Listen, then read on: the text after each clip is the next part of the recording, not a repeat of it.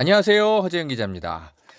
오늘 시사 바리스타에서는 조국 전 법무장관의 조카 조범동 씨, 이분의 그 자본시장법 위반 여러 가지 그 혐의 사건이 있었어요.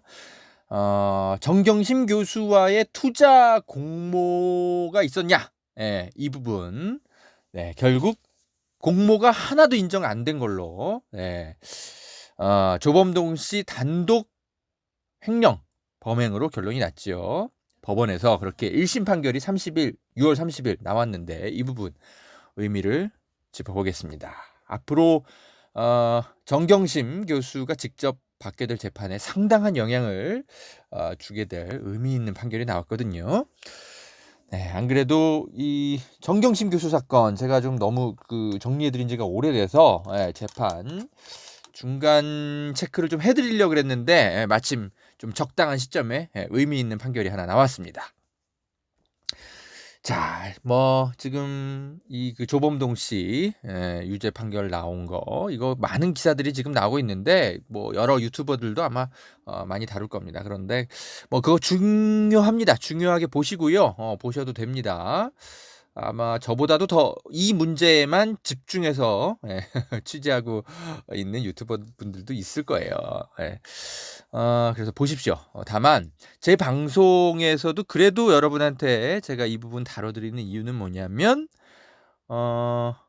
어떤 특정 진영의 어떤 논리에 치우치지 않고 또 동시에 무슨 기계적인 중립 이런 걸 취해서 결과적으로 권력을 쥔 검찰한테만 유리한 효과만 내는 그런 식의 분석조차도 안 하고, 그러니까 좀 객관적인 분석을 들어보고 싶다, 이런 분들은 제 방송을 참고해서 추가해서 들으시면 될 것 같습니다. 네.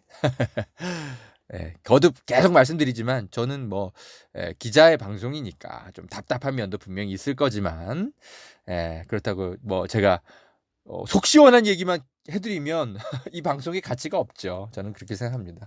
주관을 가져가면서도 합리적인 객관 그런 걸 함께 추구하는 방송이 허재현 TV라고 보시면 될 것 같아요.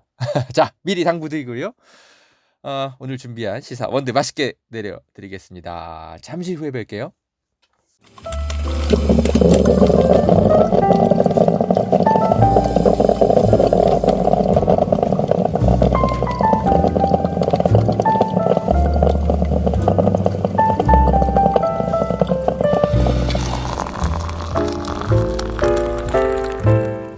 허재영 기자입니다. 자, 서울중앙지법 형사합의 24부 부장판사 소병석 씨 6월 30일 조범동 씨에게 징역 4년형을 선고했네요. 코링크 PE와 연관된 웰스 CNT, WFM 이런 회사들 자금을 횡령하고 어쩌고저쩌고 하는 이런 범행들 다 조범동 씨가 한 것으로 인정이 됐네요.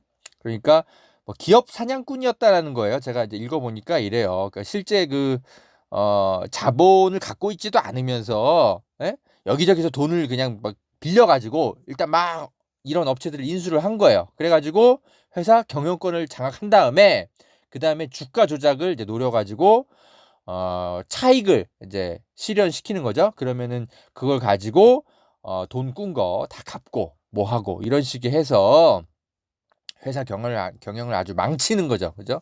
아주 재질이 나쁜 범죄자네요. 조범동 씨는. 그래요. 징역 4년. 감옥에서 열심히 반성하시기 바랍니다. 자, 그런데 우리의 관심사는 조범동이라기보다는 이 조범동 씨의 이 나쁜 범죄를 과연 정경심 교수가 공모를 했냐, 그리고 특히 조국 장관 고위공직자로서 알만한 이 미공개 정보를 활용해서 부인을 통해 이렇게 나쁜 범죄에 가담했냐. 지금 우리는 그걸 중요하게 본 거잖아요. 그래서 조국 장관 청문회 때 언론들이 조국 펀드 어쩌고 저쩌고 떠들었던 거잖아요. 그런데 참 헛웃음이 나옵니다. 법원이 하나도 그걸 인정을 안 했어요. 조국 펀드 실체도 없고 조범동 단독 범행으로 재판부가 판단을 했네요. 그러니까 그 문제의 코링크 프라이빗 에쿼티라는 무슨 뭐 블루펀드인지 뭔지 그 실소유주가 조범동이 맞고 조 씨 혼자서 72억 원을 횡령 배임했다고 판사가 판결한 겁니다. 자, 그러면 여러분 질문하시겠죠, 저한테? 도대체 그 정경심 교수가 조범동 씨에게 건넨 5억 원, 그건 그러면 투자야 되어야 그죠? 이게 논란이었잖아요. 투자라면 그거는 이제 검찰의 이제 논리였는데 정경심 교수가 조범동 씨가 하는 일이 뭔지 더 정확히 알고 있었을 만한 정황이 되는 거고, 단순 대여라면 이건 이제 정경심 교수의 주장이었죠. 그냥 뭐 조카가 이제 사업 어려워하니까 돈 빌려주고 자신은 어느 정도 이자만 챙기고 뭐 그냥 그렇게 되는 거니까 그럼 뭐 별 문제 안 되는 거죠. 결국 재판부는 이거를 대여로 봤습니다. 대여로.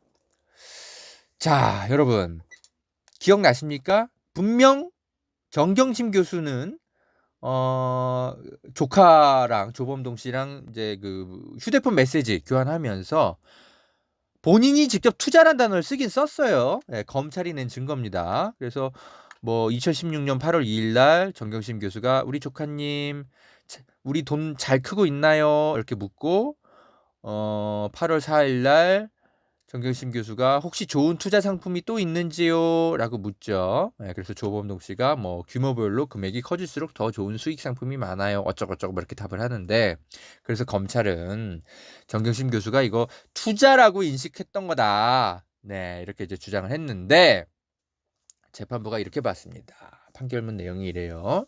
피고인과 정경심이 반복적으로 투자, 수익률 등의 표현을 사용하고 있지만 정경심은 원금과 일정 수익의 이자 반환 외에 피고인 조범동이 이를 가지고 어느 투자처에 어떤 방식으로 투자하는지 관심이 없어 보인다. 이렇게 판결문에 썼습니다. 그래요.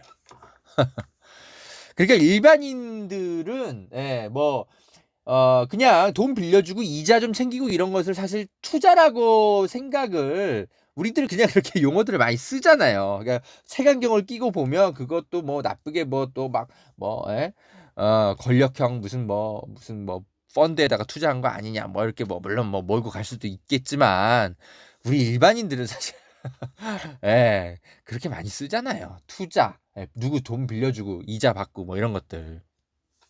그래요. 재판부도 그렇게 봤습니다. 왜냐하면 정경심 교수가 이걸 어디다 투자하는지 신경을 안 쓰는 것처럼 보였다. 이렇게 판사가 본 거 아니에요. 그냥 나 이자만 잘 챙겨주세요. 이렇게만 관심을 가지니까 이거는 그냥 돈 빌려준 거로 봐야 된다. 이렇게 재판부가 봤습니다. 자, 여기서 이제 굉장히 키포인트 문장이 하나 나온 거예요. 판사 판결문 중에. 이거죠. 피고인이 이를 가지고 이 돈을 갖고 어떤 투자처에 어떤 방식으로 투자하는지 관심이 없어 보인다. 이게 굉장히 중요합니다, 여러분. 이 문장이. 왜냐?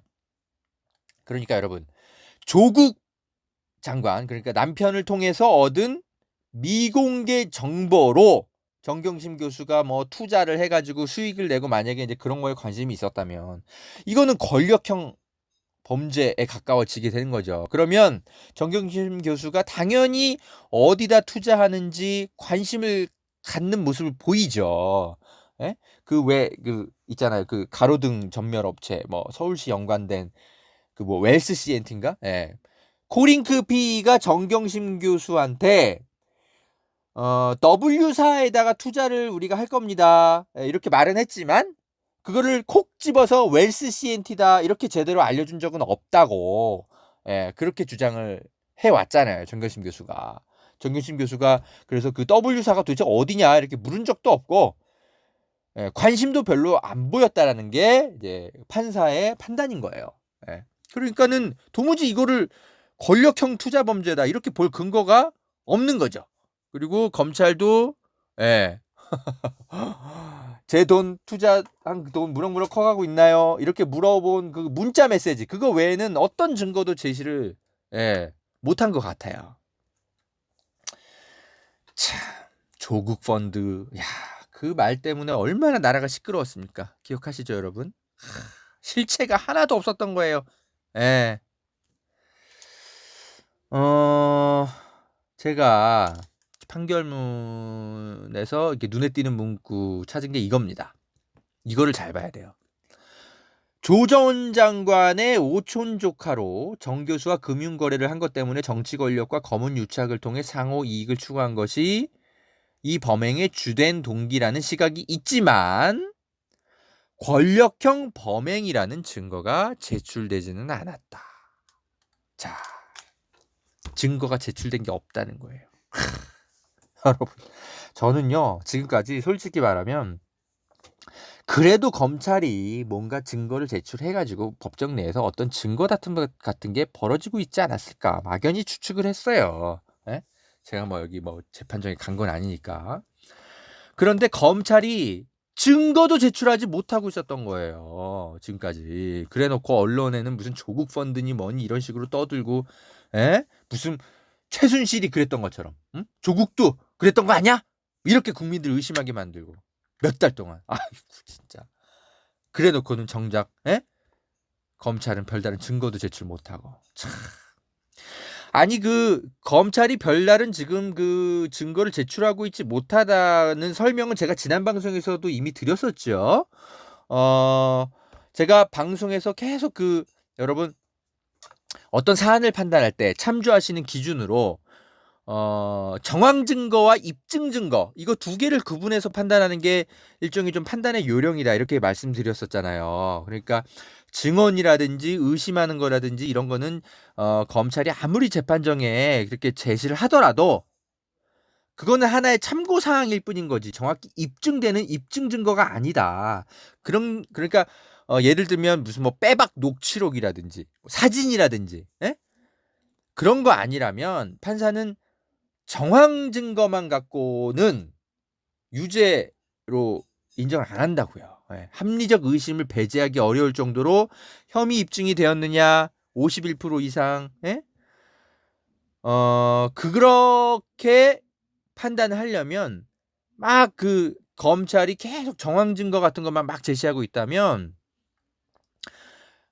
그 정황 증거들이 막 모여가지고 그 판사가 유죄 입증이 한 51% 이상 다 모아졌네 이렇게 판단이 들 때만 유죄로 판단한다고요. 그러니까 정황 증거는 그렇게 중요한 게 아니에요. 언론에는 막 뭐 정황 증거 같은 거 뭐 하나 딱 나오면 누가 뭐 이런 증언했다 그러면 그걸 제목을 뽑아갖고 막 엄청난 게 나온 것처럼 얘기하지만 사실 정황 증거는 그렇게 비중 있게 보도하면 안 돼요. 입증 증거 그걸 갖고 중요하게 보도를 해야죠.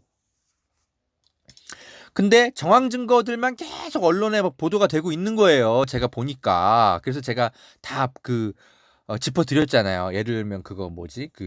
옛날에 무슨 익성 대표라는 사람이 나와가지고 재판정에 나와서 동아일보 내가 기사에서 본 것 같은데 뭐 코링크 실소유주가 정경심이다라고 판단한 이유가 뭐지? 그 익성 대표가 재판에 나와서 나는 조국이 투자하는 줄 알았다. 라고 증언한 것이 재판정에서 그게 막 엄청나게 막 또 막 보도가 되고 그랬잖아요. 근데 제가 그때도 설명드렸지만 아니 조국이 투자하는 줄 알았다라고 얘기하는 건 그냥 익성 대표의 그냥 자기 추측인 거지. 익성 대표가 그걸 입증시킨 게 아니거든요. 그러니까 이건 정황 증거인 거죠. 이런 정황 증거가 쌓여갖고 51% 입증이 돼야 돼. 이 51%의 문턱을 넘겨야 돼요. 그래야 판사가 유죄로 보는 건데, 그냥 이건 그냥 정황 증거인 거죠. 이런 언론 보도들이 계속 나오고 있길래 제가 뭐야, 뭐 이거 뭐 겉으로는 막 대단한 무슨 증언이 나온 것 같지만 이건 그냥 정황 증거들이잖아. 제가 이제 그런 생각이 들어가지고 이제 방송 중간중간 제가 짚어드렸잖아요. 이런 거는 정황 증거다. 입증 증거가 아니고. 그래서 별로 검찰이 혐의 입증을 못하고 있다고 객관적으로 보시는 게 맞다. 이렇게 제가 설명드린 이유였습니다.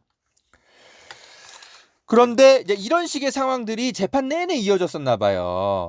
그래서 판사도 결국 판결문에다가 검찰이 증거를 내놓지 못했다. 이렇게 써놨네요. 검찰이 만약에 증거를 제대로 내놨다면 판결문에 이렇게 쓰였을 거예요. 검찰이 제시한 증거들과 뭐 피고인 쪽이 뭐 제시한 증거들을 이제 여러 가지 놓고 판단을 해봤지만 그래도 합리적 의심을 배제할 정도로 혐의가 입증됐다고 보기 어렵다. 뭐 이런 식으로 제 판결문에 써놨겠죠. 그런데 그런 것도 안 써 있잖아요. 지금 보니까. 그러니까 검찰 수사가 언론에 알려진 것과 달리 얼마나 속빈 강정이었는지 판결문 속에 이렇게 문구 속에 다 드러납니다. 탈탈탈탈 그렇게 털었는데도 안 나온 거예요. 이게 결론인 겁니다. 참, 이거 어떡할 겁니까? 보수 언론들 조중동 그리고 진중권 씨, 정의당 그리고 우리 한겨레 경향, 우리 법조 기자들 어떡할 겁니까 이거? 그러니까 제발 그 검찰 수사 단계에서 너무 판단을 성급하게 하지 말고 재판 결과를 봐가면서 공직자 비리에 대해서 판단해야 된다. 그렇게 제가 말씀드린 거 아닙니까? 이건 진영 논리가 아니라 검찰의 악의적인 수사의 의도를 함께 심중하게 검토하자는 거예요. 그런 의도로 제가 계속 말씀드린 거잖아요. 결국 제 말이 맞는 것 같은데요. 저만 주장한 건 아니지만. 그런데 오늘 이제 그 조선중앙동아일보 이런 데 아침 신문들 좀 살펴보니까 다들 뭐 이번 그 조범동 씨 그 재판 결과를 무슨 신면 이후에 무슨 사회면에 일반 기사처럼 이렇게 다뤄놨더라고요. 일면에 안 쓰고. 참. 어제 그 SBS 그 저녁 뉴스 보면 더 가관이었어요. 덜렁 한 17줄짜리로 단신처럼 보도하고 넘어가더라고요. 야, 조국 펀드 실체도 없었다는 게 재판부 판단인데 기사 제목은 뭐라고 써 있는지 알아요? SBS가 조범동의 징역 4년 정경심 공모 재판부 판단은 갈려. 이렇게 써놨어요. 그런데 이 정경심 공모라는 게 이 투자 공모가 아니라 그 왜 증거를 조범동이 인멸한 거 하거든요. 그거를 정경심과 상의한 것 같다. 요런 거 정도 판단한 거거든요. 재판부가. 무슨 뭐 권력형 무슨 뭐 투자 뭐 이런 거 공모한 것처럼. 그런 거에 대해서는 재판부 판단이 아예 이런 건 탄핵돼 버렸는데 근데 그냥 제목에는 정경심 공모 재판부 판단 갈려 이렇게 모호하게 써놨어요. SBS가. 확실히 정경심 교수도 그렇고 조국 전 장관도 그렇고 앞으로 그 받게 될 재판은 상당히 유리해질 것 같긴 해요.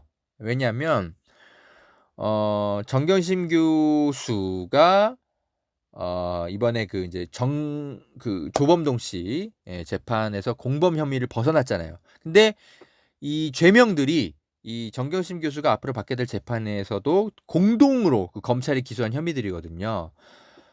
그러니까 비록 뭐 이 조범동 씨 사건에서 내려진 잠정적 결론이긴 하지만 정경심 교수가 그 사모펀드 관련 혐의 상당 부분에서 본인 재판에서도 무죄 판단을 받게 될 아주 유리한 요소가 나온 겁니다. 그거는 맞아요. 근데 그렇다고 여러분 또 뭐 그 정경심 교수가 앞으로 그 전부 뭐 무죄 판결 받을 거다 뭐 이렇게 섣불리 판단하시는 것도 너무 앞서가시는 겁니다. 제가 좀 객관적으로 짚어드릴게요. 그러니까 정경심 교수를 재판하는 재판부가요. 따로 있어요. 정경심 교수는 형사 합의 25부 서울지법 형사 합의 25부고 조범동 씨는 형사 합의 24부거든요. 그러니까 판사가 달라요. 그러니까 여러분 이게 왜 중요하냐면 이게 같은 법의 논리이더라도 판사가 다르면요. 판사마다 생각하는 게 다 좀 다를 수 있거든요. 그러니까 어떤 판사는 여기 제출된 증거 이거는 별로 안 중요한데 근데 어떤 판사는 이거 중요한데 이렇게 또 볼 수도 있는 거예요. 그러니까 같은 법도 해석이 다 달라지게 될 수 있다라는 거예요. 판사가 판결 머신은 아니잖아요. 사람이 다 하는 일이니까. 그래서 정경심이 정작 이제 그 출석하는 그 재판부는 최악의 경우에는 정경심 교수를 공범으로 볼 수도 있어요. 예. 그런데 조범동 씨 재판에서 봤듯이 검사가 증거도 제대로 제출하지 못한 모양인 것 같아요. 조범동 씨 재판에 제출하지 못한 증거를 정경심 재판부에다 냈겠습니까? 예. 그래서 아마 결론은 비슷하게 날 겁니다. 한 80% 이상 비슷할 겁니다. 그런데 정경심 교수에게 또 불리한 요소들도 여전히 남아 있어요. 그러니까 제가 좀 뭘 좀 주의 깊게 보냐면 정경심 교수가 그 공직자윤리법 위반 혐의 받는 거 이 부분인 것 같은데 그 차명으로 주식 투자한 부분 그 의혹 이 부분은 조금 정경심 교수에게 좀 불리한 정황이에요. 이 지금까지의 상황은 왜냐하면 5월 28일에 그 미용실 그 직원 그 정교심 교수 한 10년지기 친구인가? 이분이 이제 그 증인신문 하러 직접 나왔거든요. 나와가지고 왜 이제 그 정경심 교수는 원래 이제 주장이 그거 차명 투자를 한 게 아니라 그 미용실 친구한테 뭐 주식 투자 같은 거 배워보라고 하면서 그래가지고 미용실 친구한테 돈을 제가 빌려준 거일 뿐이다. 그러니까 실제로 투자한 거는 미용실 직원 그 제 친구입니다. 제가 한 게 아니에요. 이렇게 제 주장을 했잖아요. 그런데 정작 그 친구분이 나와가지고 정반대의 이제 진술을 했어요. 그러니까 이렇게 돼 있네요. 정경심 교수의 친구분이 먼저 이렇게 제안을 했대요. 정경심 교수한테. 차명 계좌가 문제가 되면 그냥 제가 돈을 빌린 것으로 이야기를 하겠다라고 제안을 했었습니다. 그런데 나중에 이제 조국 전 장관님하고 통화도 좀 하고 하면서 조 전 장관이 사실대로 이야기하라고 답하라고 해서 그래서 제가 이제 솔직히 말씀드리는데 사실은 이게 문제될 것 같으니까 정경심 교수가 이제 미용실 이제 친구분하고 사전에 좀 말을 맞췄었다. 근데 제가 차마 거짓말도 못 하겠고 조국 전 장관이 사실대로 말하라고 하니까 사실은 제가 투자한 게 아니고 그냥 제 명의를 정경심 교수에게 빌려준 거였고 투자도 정경심 교수가 알아서 하셨다. 이렇게 이제 재판정에 나와서 진술을 했어요. 그러니까 이거는 남편도 모르게 정경심 교수가 거짓말을 하고 공직자 부인으로서 주식 투자를 한 정황이 나온 거예요. 이거는 좀 상당히 불리한 정황이죠. 이거는 판사가 어쩌면 정경심 교수가 거짓말했다 이렇게 보면 괘씸해할 가능성이 있어요. 이러면 이거 말고도 다른 주장에서도 정경심 교수가 거짓말하고 있는 거 아니야? 이렇게 판사가 의심할 가능성이 좀 있습니다. 이거는 불리한 정황이에요. 제가 법조 기자의 경험으로서 객관적으로 짚어드리는 겁니다. 좀 불리한 부분까지. 그러니까 그러니까 그 정경심 교수의 친구가 거짓말을 와서 위증을 하는 정황 같은 것들이 이 재판정에서 막 제시가 돼야 되는데 그런 거가 딱히 지금 제시되고 있는 것 같지는 않아요. 그랬으면 벌써 기사가 나왔겠죠. 근데 그런 것도 없어 보이고 그래서 이런 부분은 조금 정경심 교수에게 불리한 정황입니다. 공직자윤리법 위반 요 혐의를 말씀드리는 거예요. 사모펀드 이게 아니고요. 자, 그럼에도 불구하고 전반적으로 우리가 좀 평가해 봅시다. 우리가 무슨 뭐 권력형 범죄다, 조국 펀드 어쩌고저쩌고 이런 거 지금 검찰이 하나도 증거 제시를 못한 게 드러났잖아요. 설사 자잘한 부분에서 정경심 교수가 유죄 어떤 판결을 받더라도 아까 그 차명 계좌로 주식 투자한 거 그렇다 하더라도 이게 지금 조국 장관과 공모 여부라든지 뭐 조 전 장관이 이걸 뭐 부인이 이런 행동을 하는 것들을 인식했을 정황이라든지 이런 거는 지금 하나도 없는 거잖아요. 조국 장관이 법무장관이었지 정경심 교수가 장관이 아니었잖아요. 이게 우리가 중요한 거잖아요. 조국 장관이 인식했느냐 여부인데 어떻게 부인이 하는 모든 일을 남편이 다 압니까? 그리고 조국 장관 원래 스타일 자체가 제가 계속 말씀드리지만 별로 집안일에 신경을 안 쓰시는 스타일이에요. 이걸 제가 뭐 잘했다라고 말씀드리는 건 아니지만 그러는 바람에 벌어지는 일종의 좀 불행한 해프닝이었을 수 있는 거죠. 예? 그런데 우리 언론이 그렇게 몇 달 동안 떠들었던 거에 견주면 지금 그 재판 결과들이 보세요. 얼마나 초라합니까? 예? 이거 누군가는 책임을 져야 돼요. 묻지 않을 수가 없습니다. 진중권 씨 페북에 뭐 안 올라왔나요? 모르죠. 또 뭐 판사가 알고 보니 친문 진영주의자였네. 뭐 이런 거 썼다 지었다 하고 있을 수도 있죠. 멘붕 오셨을 것 같은데 진중권 교수는. 네. 알고 봤더니 조국 펀드 아무 실체도 없고. 참. 자, 오늘 시사바리스타 여기까지 하겠습니다. 자, 정리하면 조국 전 장관의 오촌 조카 조범동 씨 징역 4년형 선고받은 거, 예, 모두 다 조범동 씨 개인 비리로 결론이 났다는 거. 정경심 교수는 전혀 개입되어 있지 않고 조국 펀드 실체도 없고, 네, 이렇게 결론이 나고 있다는 거. 그러나 언론들은 아무 책임도 지고 있지 않다는 거. 이렇게 정리를 해드리겠습니다. 자, 앞으로 또 재판 중간에 좀 정리해 드려야 될 거 있으면 중간에 또 좀 정리를 해드릴게요. 자, 다음에 저는 또 다시 찾아오겠습니다. 감사합니다.